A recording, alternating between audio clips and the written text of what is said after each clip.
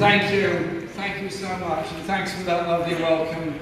And thank you, Marvin, for being here today, and good luck in the election to win here in Bristol. Marvin's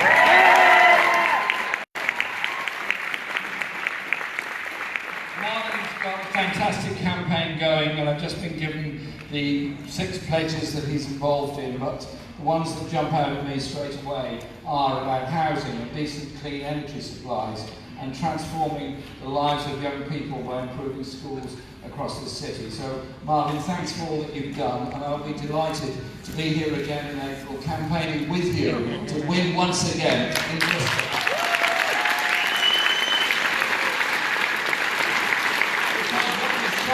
It's possible to run a city in the face of a Tory government and bring about changes. This Tory government is only interested in looking after the very richest. What you've done, building homes, keeping the libraries open and the children's centres open, making public transport a priority, and a new underground system to ease congestion in what is Britain's most congested city.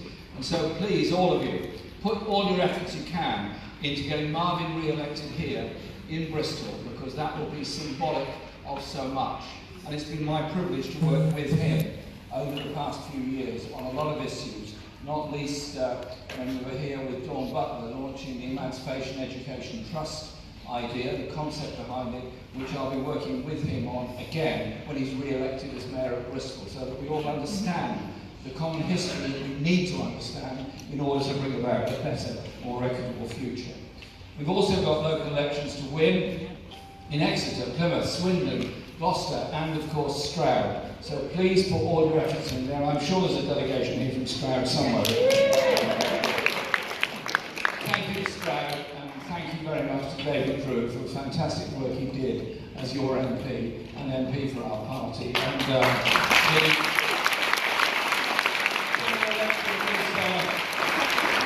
quite a occasion for me in many ways, but I've never been to the Forest Green Rovers ground before. I've now got a scarf from FGR, and I've been sent a mug from FGR, and that's magnificent. Thanks very much. The key to how we do things in an election, and at other times as well, is of course the size of our party. When I became leader of the party in 2015, there were 200,000 members. There are now 600,000 members.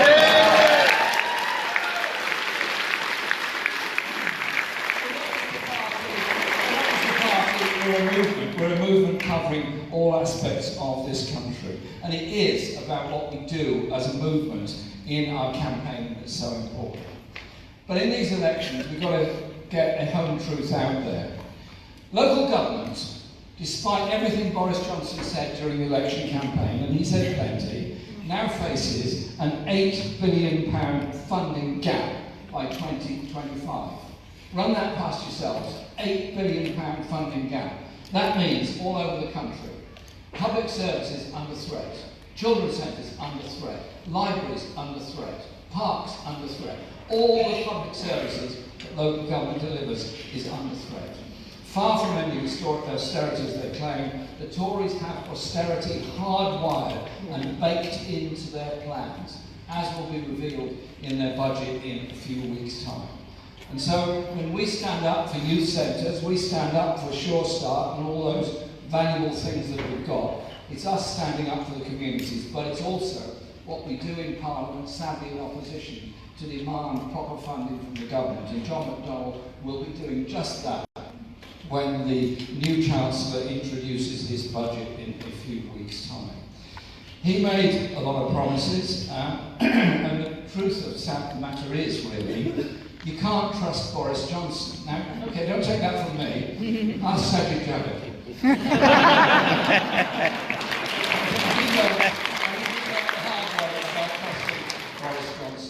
Because we've had years of underinvestment and neglect by the Tories.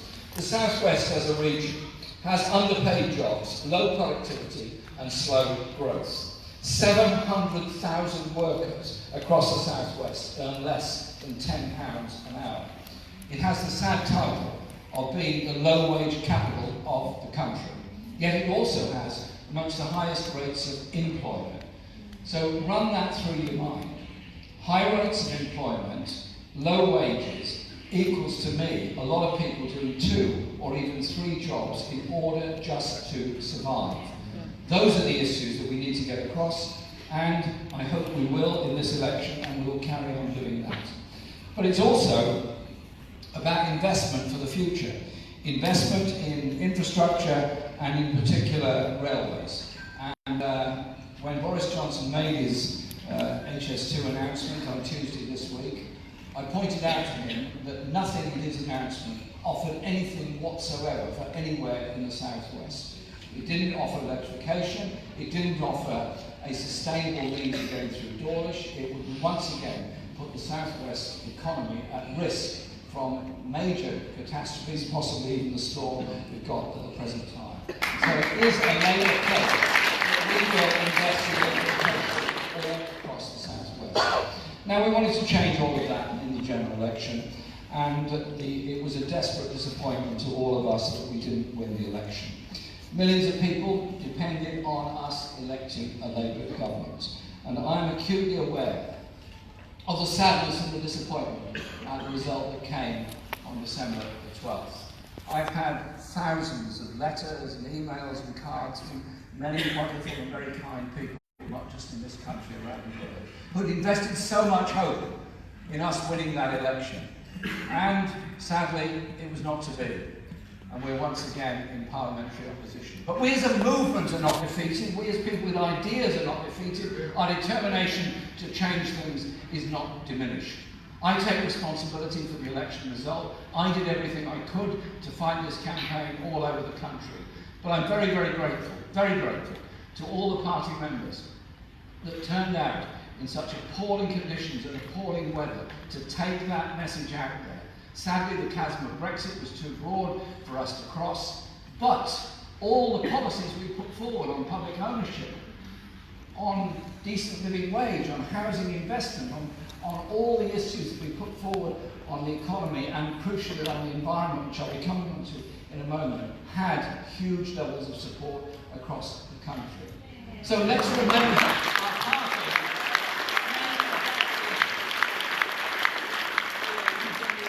came to support these policies because of the democracy of our movement, because of the debates that we've had. So we take the fight back to the Tories. They're learning now that you can't trust the private sector to run the railway system. They're having to bring them into public ownership. I raised buses at Prime Minister's Question Time 2 years ago, and Theresa May stared at me. Maybe she hadn't seen a bus recently. The Tories all jeered at me. Now they've suddenly discovered that slashing 3,000 bus routes around the country makes a difference. So don't shy away from the policy arguments that we put forward in the election campaign. They're as relevant today, no, more relevant today than they ever were before. And that is how we take that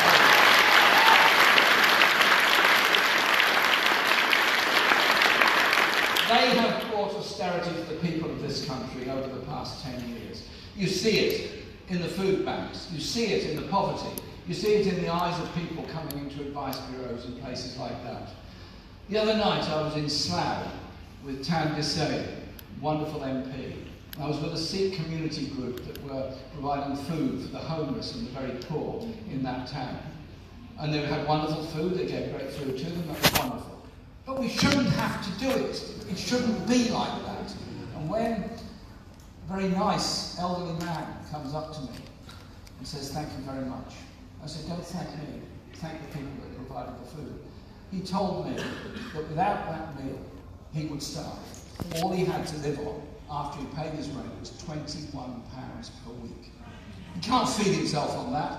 He relies on handouts, on friends, and he feels his dignity is diminished as a result of it. Is any of that necessary in the 5th richest country in the world? No. The poverty is there because of the cruelty of universal credit, because of the viciousness of the private rented sector and its high rents, and the way in which we just ignore whole communities and pass by on the other side. Well, this party will never pass by on the other side. Our whole being is about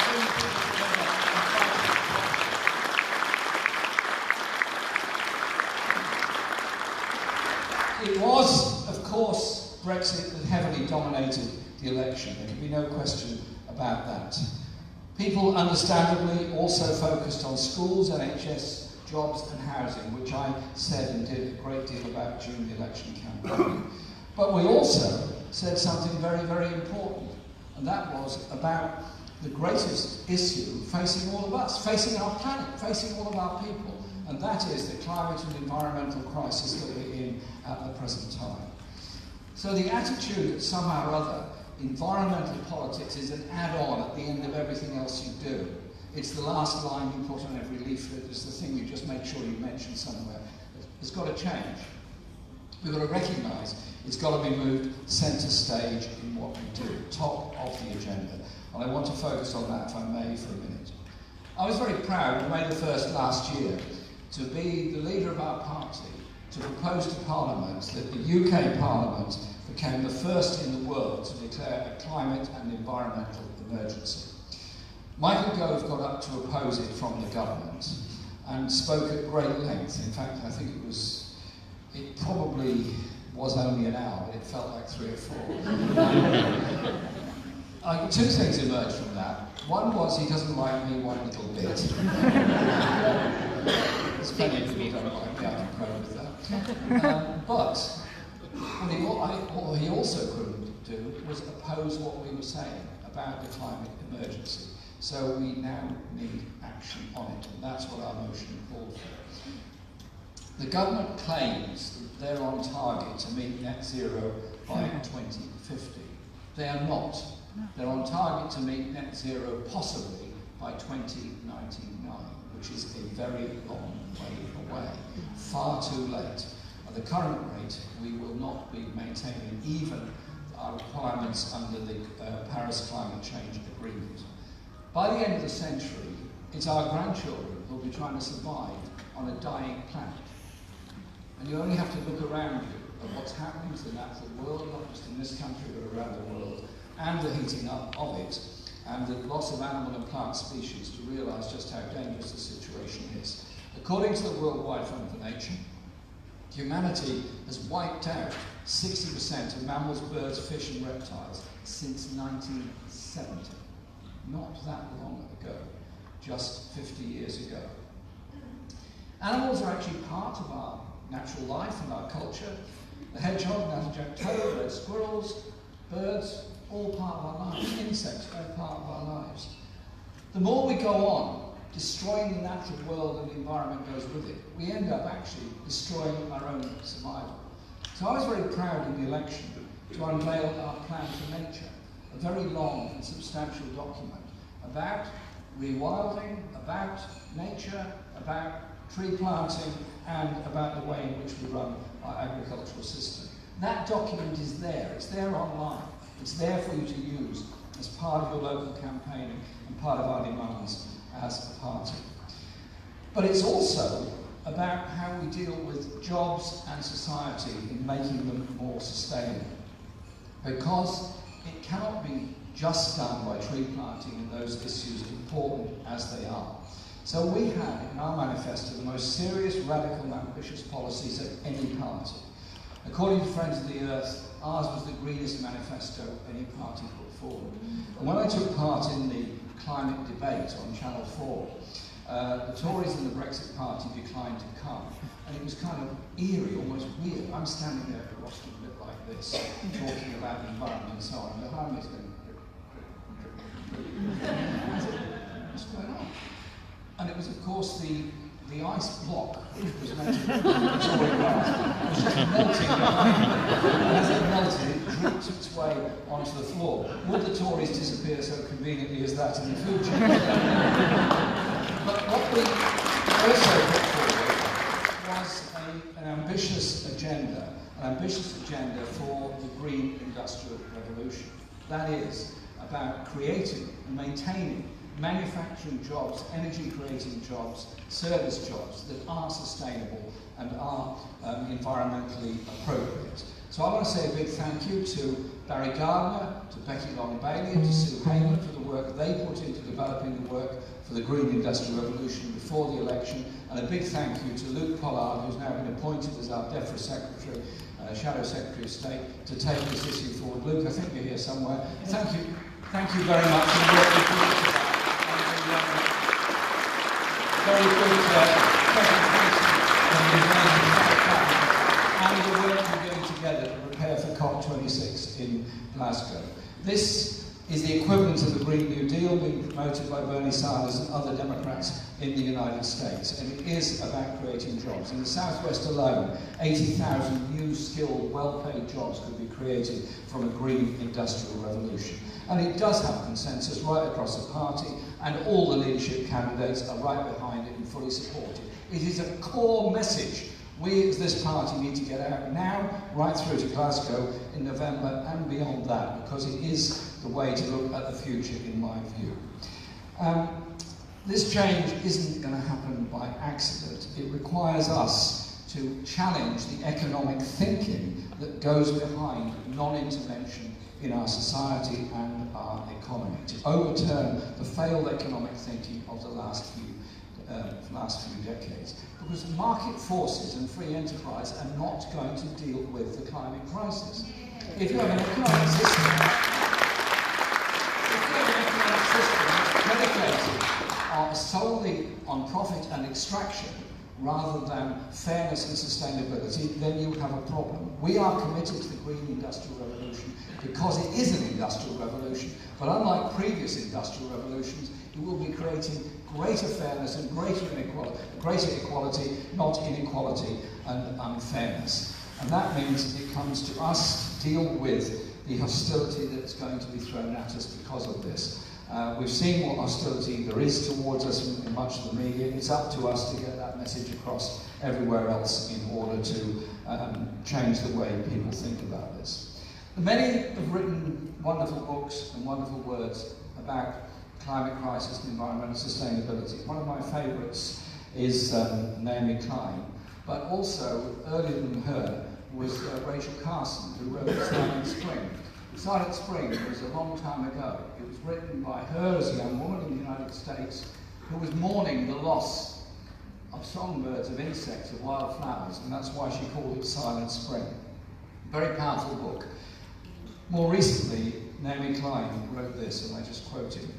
"We are stuck because the actions that would give us the best chance of averting catastrophe and would benefit the vast majority are extremely threatening to an elite minority that has a stranglehold over our economy, our political process, and most of our major media outlets.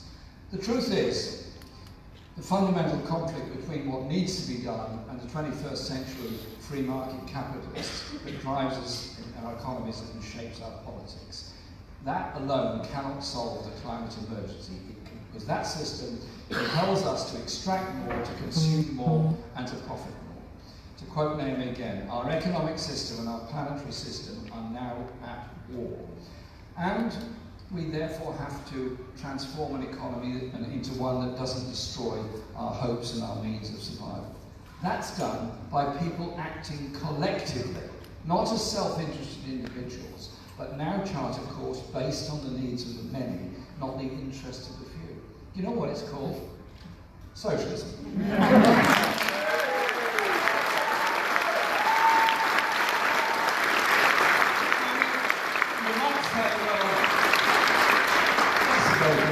Thing for Mr. Corbyn to say about something suspiciously convenient, a socialist saying the solution to the climate emergency is socialism. But it's not a coincidence. What socialism is fundamentally about is putting democracy in charge of the economy rather than the other way around, so we can choose to use our immense collective economic power for good to stop climate breakdown, end poverty, and boost living standards. The current dominant failed economic thinking does not do that. It's all about making corporate-controlled economy supreme over democracy, leaving people at the mercy of market forces. 40 years of that has actually left people with a thirst to take control of their own lives. If we're going to escape a climate catastrophe, we have to act collectively, and we need to take control. Our response must be collective. Too often, we've been made to feel the cost of saving the planet falls on people as individuals. No, it doesn't. It falls on us collectively. Too many now think green measures is just another way of companies or governments getting money out of them, while the super rich fly around in private jets and heat their empty mansions. Labour's approach is very different. That's the beauty of the green industrial revolution. So we say to people, you can have better jobs, better lifestyles, lower household bills, thanks to the very measures needed to cut harmful emissions and transform our economy. We say that environmental destruction and inequality not only can but must be tackled at the same time, because it's a question of justice. After all, it's working class people who suffer the most from the climate crisis, while the better off, who are responsible for most emissions, can pay their way out of trouble. Here in the southwest, it's working class people who can least afford to rebuild their lives after flooding or storm damage, as is happening today. In our cities, they're 5 years old because they're growing up alongside major roads. We are killing children before they even reach school age because of the levels of pollution that we suffer. We need a government that's serious about dealing with air pollution in all its aspects for all of our children all across this country.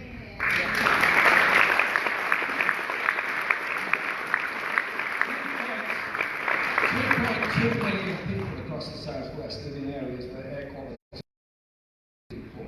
And on a global scale, it's poorer countries who are hit hardest by climate catastrophe, despite doing the least to cause it.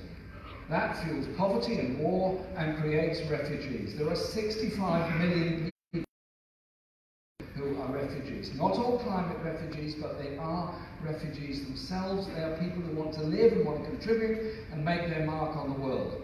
They're stuck in refugee camps. Surely we need a government that reaches out to those people, doesn't just go around condemning them.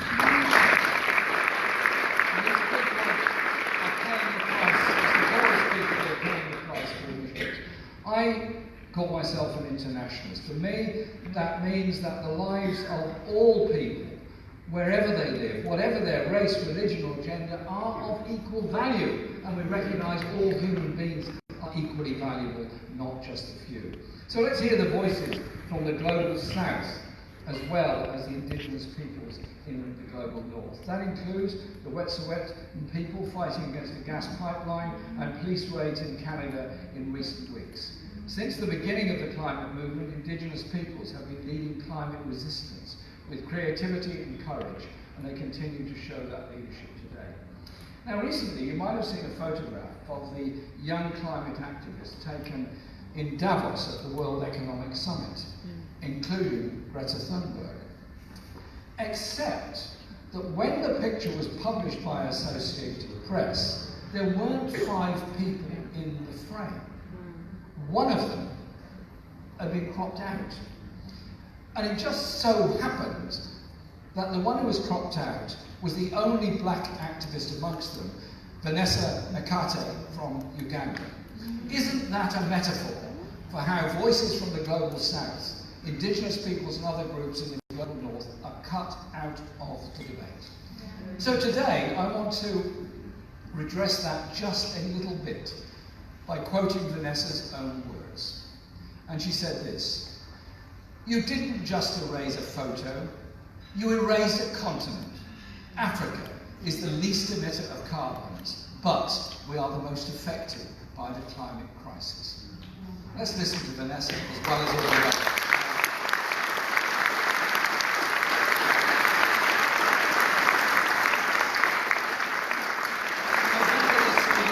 We'll be hosting the big annual UN climate conference, COP26, and it's at that conference voices like Vanessa's must be heard. But we also have to ensure that the local communities are heard, indigenous communities are heard, and those views are put there. But we have to be clear-eyed about what the UN can achieve. I attended the COP in 2015 when the Paris Agreement was reached. It was important as a step forward, but it didn't go far enough. And its aims have not yet been met either by the rest of the world. At that point, Southern Europe will be, if temperatures rise by 3 degrees, Southern Europe, the Horn of Africa, Central America and the Caribbean will be in permanent drought. So we must set the bar higher for COP26. So those conferences that bring all the countries together can often descend into the politics of the lowest common denominator. and they're incapable of agreeing on action that's being taken. So I hope that COP26 will be approaching it from a different standpoint. Instead of working out who has got the most extreme position, the lowest common denominator, and allowing them to dominate the conference, instead it will be the other way around. The highest common denominator will be what we want to achieve, and we'll work our way towards getting that. Because if we don't show leadership on this, if we don't achieve the net zero much sooner than 2050, I would want it by 2030 if that can be done, then we have to put a huge amount of effort into that. And that's why our Green Industrial Revolution, the Green New Deal, is so much part of it. But our government has some very strange responses to this. They decided at one stage that Extinction Rebellion and other groups should be placed on the counter-terrorism list. Well, sorry, these are people who are going out on the streets getting a very good message out there. And I want to pay tribute to those young people all over the country, particularly those 200 school children in Stroud that stopped all the traffic last year, for waking everybody up as to what the reality of the climate crisis is actually about. So let's put that centre stage of what we do. We have a choice. We can shut our eyes, cross our fingers, and entrust our fate to a system that has already driven our planet to the brink of catastrophe, or we can do everything possible to tackle the biggest threat that we face. And if solar, wind, marine and geothermal energy could reap the benefits from that. But the Tories are not going to bring that about. Yes, we suffered a bad defeat in the Senate. Be confident that we can rebuild our support much more quickly than you imagine. The next election will not be a Brexit election. Boris Johnson's government is already in chaos. Under the direction of its billionaire backers, it will fail to deliver on the promises to working class communities, and like all Tory governments, and it's already showing it, will put the interests of the rich and the powerful first. So let's go out and campaign to win in the local election. Let's re-elect Marvin as the mayor of this wonderful city of Bristol. And every day, let's stand alongside the people that we seek to represent.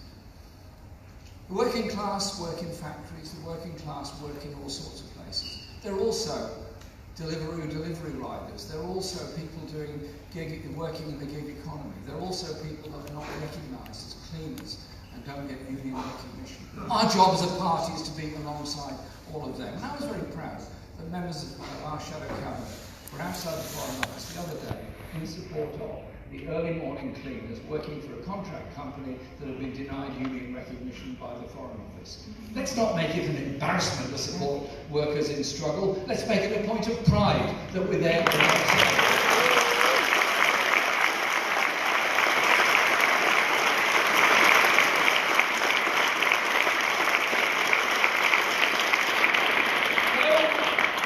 As Tony Benn used to say, we fight the same struggle over and over.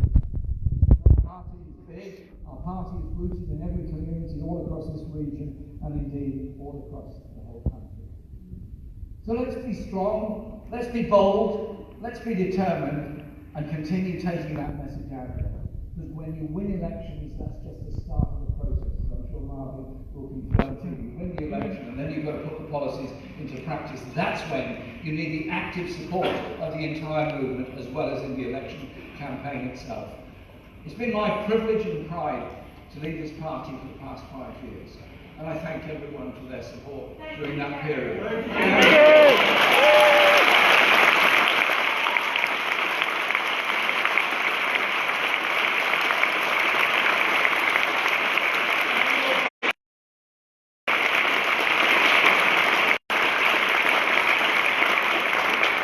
Don't worry, I'm not disappearing. I will be with you always on the campaigning work we have to do. Because to build the future we want, the future of justice, the future of a world at peace, the future of a world where human rights are recognised and respected, the future where racism is a thing of the past, is done by all of us all the time in our daily lives, getting that message out there with strength, with community, with pride, and with a love for each other. Thank you very much.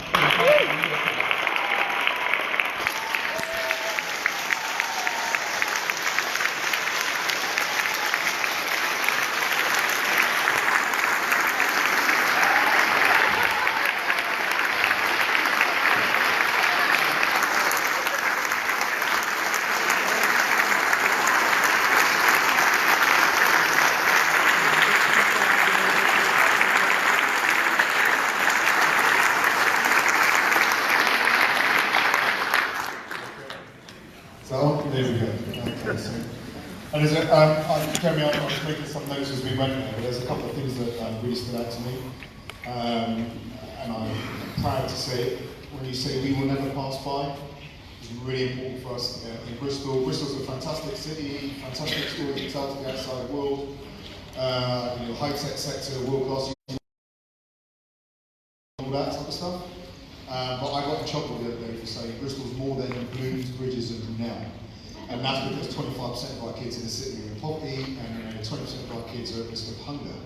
And the idea that there's some controversy pointing out that there's more to Bristol than the glamour is an odd thing. But nonetheless, we will not pass by on the other side. And something that ferociously practical that I really appreciated you saying was that winning is just the start. And then I paraphrase, then you have to make it real. And actually it's the application of ideas. Taking them from ideas and turning into practical policy and impacting on people's lives. It's where much of the fight actually happens, because then you get the resistance. So I really appreciate that.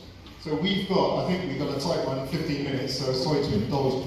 What we're going to do is I'm going to read out the question, and then we're going to try and make sure there's a bit of interaction. But when I come back to you, please be concise in what you say if I ask for a follow-up. I'm not closing down democracy if I close it down, but remember, everyone's looking at you thinking, I wish they'd be quiet because I want to say something. So I'm thinking about other people, right? Okay, so the first question is a really nice open one. Leslie Mansell, who was our Metro Mayor candidate last time out. What next? What next, Jeremy? Am I going to be allowed to ask the question? It's 2 words, Leslie, I can press it. Can you expand on your 2 words? Yes. But limited, please. Jeremy, we're all desperate after the election. It wasn't your fault we lost it. We know why we lost it. We talked about that this morning. And certainly my branch, Radstock, supports you and supports the Socialist line on the new leadership. We're not supporting anybody that supported that second referendum. So what next for you, Jeremy, and what next for the Labour Party? Okay, thanks Leslie, and thanks for your fantastic work in the party. I've been a brilliant candidate for the West of England, and it was a pleasure to campaign with you. For us, the party, we've got to challenge the government, and Johnson will try and do a trade deal with the United States, which will involve the reduction in standards for consumer goods, for environmental protections, for rights at work. He will try and do a deal, I believe, that will involve investor protection for big American companies moving in. And everything that I said in the election campaign about US big pharma and other companies moving in our NHS, I believe is a real, ever-present threat that will actually happen. And that's why I raised it so many times during the election campaign. So we carry on doing that and challenging in Parliament, at the same time as seeking an intelligent trade relationship with Europe, which is, after all, where half of our trade goes to. I think we have to work on that, and that's exactly the strategy we're doing in Parliament at the present time. For me, I will be campaigning work on human rights, on environment, on international issues, and on social justice in Britain. And I will spend the rest of my life doing what I've always done, that kind of campaigning work. So I'll be there at Toll Puddle, I'll be there at all the other things. Yeah. Because it is about our movement and the strength of our movement. Just because we're not in a parliamentary majority does not mean we don't have power. We do have power. We have the power to influence opinion. We have the power to change things. We have the power to take action.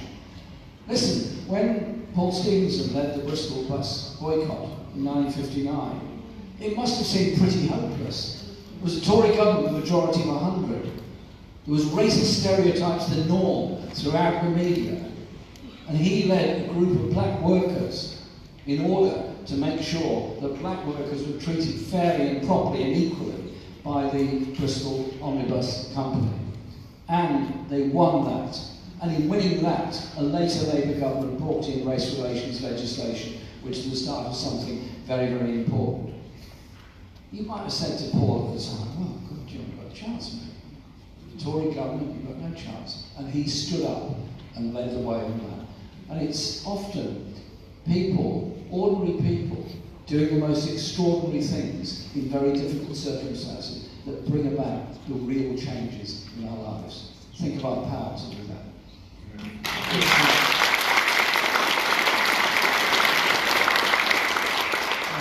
Something we talked about upstairs, when we talk about power as well, I'd like us to reflect on as a party as well. So obviously there's an oppositional role nationally, but actually 9 of the 10 core cities are Labour-led. And you add London to that, that's a huge portion, that 25% in the greater city regions, so about 20% of the population, about a quarter of the national economy.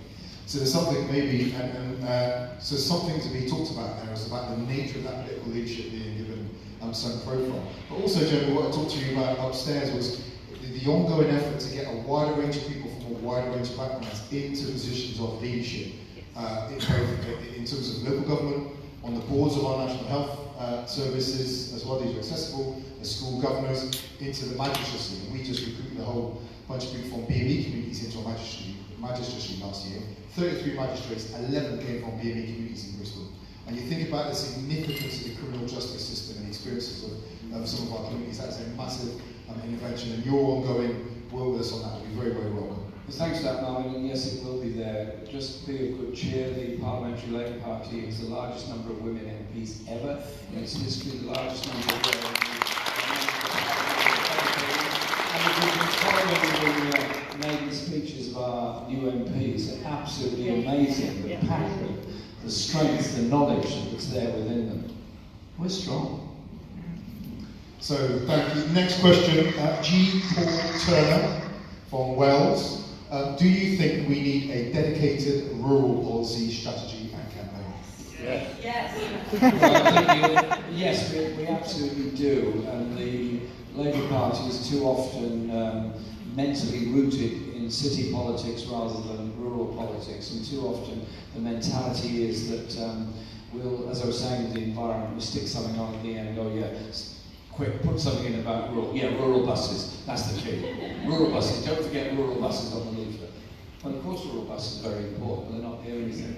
It is about the rural policy, which is about transport. It's also about the infrastructure that goes with developing employment positions in rural areas, so that farms also are able to develop their produce into selling on into finished goods rather than primary goods. That is important. It's also about broadband reaching out to all rural parts of the country. It's also about farming and access to farming and democracy in allowing any young person to go into farming, whether their parents happen to own a farm or be a tenant farmer or not. And I would want us to develop policies which do give greater access to agriculture and horticultural opportunities all across the country. And it's also about housing policy, because you have beautiful villages, Devon, Cornwall, Dorset, you've got the most beautiful villages, likewise Wiltshire, I grew up in one in Wiltshire. And it's very sad when you see those villages becoming the place where older people can afford to retire to, younger people can't afford to stay in, and if you haven't got a car, you can't leave the village anyway, and because of that and the second homes, the school closes, the shop closes, the post office closes, and the village becomes basically a dormitory stuck in the middle of a very beautiful area. We need a policy, and I know Luke and others have been working on this, which makes the village, the small town, that sense and centre of community, and that does require intelligent investment. And don't run away with the idea there aren't lots of people with socialist and radical ideas all across rural Britain. There are, loads of them. It's just a question of us being there, reaching out to them all the time. And by the way, canvassing in rural areas in January and February is real fun. It's something you get to like and really enjoy. So please, and I think as the region with the largest rural area of any region in England, I think the leadership the South West can give on rural policy making is something that's very, very important. So please do. And we've got this 10 minutes left. Can I ask you, just for a response to that from the question, sorry, I just misplaced my sheet there. Paul, have you got a 30-second comeback on that? Literally because of the time-wise? Yes, I'm going to be proposing a rural labour organisation motion tomorrow, and I'd love to have more speakers than just me. I really want a debate which is lively to bring in the pros and cons of actually setting up a rural labour policy, which is so important for our region. We'll find out let me just say that, but as a city leader, let me just say something I think is important as we speak going forward. We need to have this conversation, but what we've got to be careful about is that we don't just suddenly slide into a cities versus rural or a cities versus towns dialogue. Right? We're the party that brings people together. And I think one of the things that we can work out is what is the nature of the relationship between cities, towns and rural areas, so that we know when we support cities, we support towns and rural areas, because we do it in the right way. And I'm really concerned, and certainly as Bristol we're going for gold on food sustainability. The nature of the relationship between Bristol, its food supply, and where it gets food will be at the heart of that. So our relationship with our rural comrades around the patch is going to be important. We've got to work out how we do that and do that well. I've had a few questions about the media. Right? So I'm not going to do one specific, but I don't want to get anyone into trouble here. You know how people get sensitive about these things. But the future of the relationship between politics and the media, if you can do that one. And I'll have a few comments because I've been on the receiving end of it myself. What do you think, Joe? What's the nature of that relationship? Where's it going? Well, my relationship with the media is an interesting one. And we're having a media conference on the 13th of March, I think it's middle of March, in London, organised by Goldsmiths College. And Goldsmiths and Loughborough University and I think Glasgow School of Media Studies have all done some very interesting analyses of the way the media treated the Labour Party in the election. And in the last 7 days of the campaign, if you like, the most crucial part of the campaign, 97% of mainstream media coverage was hostile or abusive towards the Labour Party and towards me as the party leader. We're up against that throughout the campaign. I'm not blaming the media for the result in its entirety, but it does have an effect on the morale of our people and our supporters. And when I was tidying up my desk at home 2 weeks after the election, it was kind of wet Sunday afternoon, shuffling all these papers around and filing them away and things, doing all the things I hadn't done for the previous 2 months. I came across a copy of the polling day edition of the Daily Mail. Yeah, I did, really, honestly. And so I read it. And at the end of it, I put it down and thought, I wouldn't want to live in the same road as that Corbyn gun. He looks like a very bad man today. So, yeah, there's that about it, but there's also our ability to go past some of the media by social media coverage. And so it's quite interesting that the remarks I made about the double standards of the Tory government in relation to Windrush and others on Wednesday have already had over 5 million views on social media since Wednesday. That's more than the readership of any one of our national newspapers. And so it is possible to reach past them. But it does mean we have to challenge, and it does mean we have to get a message across that inspires our activists and supporters to go out and campaign, but is also readily understandable to everyone. We do have high levels of support amongst younger people. Our problem was the loss of support amongst older people in the country. Partly Brexit, but there were other issues as well. And so I do think we need to have a hard look at how we communicate, how we put things across. And it's not easy dealing with the media, but all the agreements that we thought we'd reached with the other parties on media coverage in the election, the debates and interviews and so on, were actually torn up by the Tories who didn't stick to any one of the agreements we reached at any stage whatsoever. And so I would say to anyone dealing with the media in the future, be very sharp, be very determined and be very hard-headed about it, but above all, decide the fundamental message we want to get across is this country doesn't have to include so many people living in such poverty. We can be a force for good around the world, and we can change things in this country. It's about empowering people. That means challenging the media's stereotypes and perceptions, and challenging the abuse that's thrown at us individually by some of our daily papers. Just to add, if I could just add a couple of reflections to that, Jeremy, and my interaction. So, my sense when I interact with the media, it would be very easy just to try and stick me in a box that says you are a mayor, and that's what tries to happen. But I wasn't elected until I was 43. I spent 43 years on this planet as a black man before I was a mayor. And in that sense, I'm interacting with a sector, just like every other, judiciary, politics, financial services, legal services, that reflect the social immobility in this country, one of the most socially immobile countries in the world. And no one gets off free from this, right? But it is a reflection of private education and the Oxbridge connection. It's one of the most racially and class pure sectors in the country, and that's part of my interaction with it.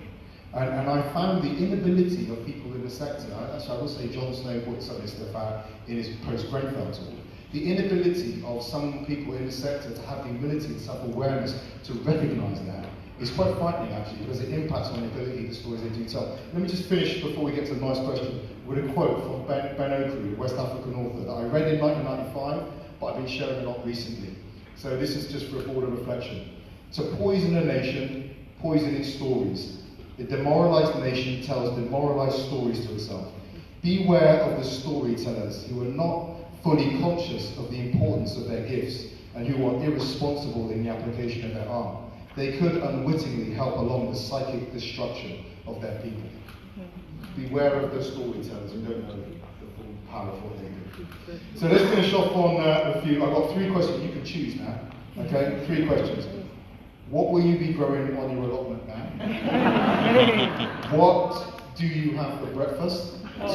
Two might be connected. That'd be a nice local sustainable circle if you were. And what do you like to do to relax? Well, it's February, so there's not a whole lot growing on the allotment actually. I love my allotments, I love growing things, and I love spreading the word about growing things, and I work with all the schools in my constituency to get them all having grow boxes, gardens and so on, so children grow up understanding how tomatoes come about, all that, which I think is great.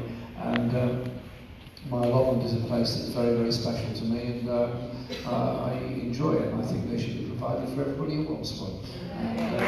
Because they're good, not just the sense of the food we produce, and so the great thing about allotment is it's always next year, so when you lose half your maize crop because you were too slow harvesting it and some four-legged animal came along and ate it all, you know you've got to mend your ways for the next year, but it's always next year. So yes, it'll be potatoes, it'll be leeks, it'll be onions, it'll be carrots, it'll be plums, it'll be cherries, it'll be lots of stuff. So I'm looking forward to all of that. My breakfast, standard stuff. I don't grow it because there's not enough space for it. Is porridge, Scottish porridge oats. So every day is that. Very boring, you might say, but actually it gives you enough energy to get you all through the whole day. Relaxation is something that's actually very important for all of us, and it is important that you read stuff beyond what you're doing day to day in politics. So I read novels, I read history, I read poetry, I'm reading a fascinating, frightening, brilliant book about the slave trade at the present time. So it is about doing things that are not to do with your day-to-day work, and always having time to listen to music and think about things a bit more. Because if you just obsess yourself with the day-to-day, what's happening in politics, you end up losing sight of the objective of what we're all trying to achieve. And so now, as I should probably say, I never properly relax anyway, but I find the fascination of art, of music, and of literature is something that helps me to relax a great deal and sets your mind thinking in lots of ways. I'll just finish on this. We do too much in boxes. We see science, you see literature, you see history, you see language, you see art as separate boxes of what you do. It's not. It's actually quite well connected. And one of the great poets, Samuel Taylor Coleridge, who of course lived in this area, in Clevedon, and walked endlessly around the Quantock Hills. His great friend was, apart from Wordsworth, which only had a lifelong love-hate relationship, was actually Humphrey Davy, who was at that time developing the concept of electricity. So far as Coleridge was concerned, the imagination of poetry and the imagination of the scientist looking for something new and something different was actually interconnected. So my message is quite simply, don't live your life in boxes, take the edges of the boxes off and talk to each other. Thank you.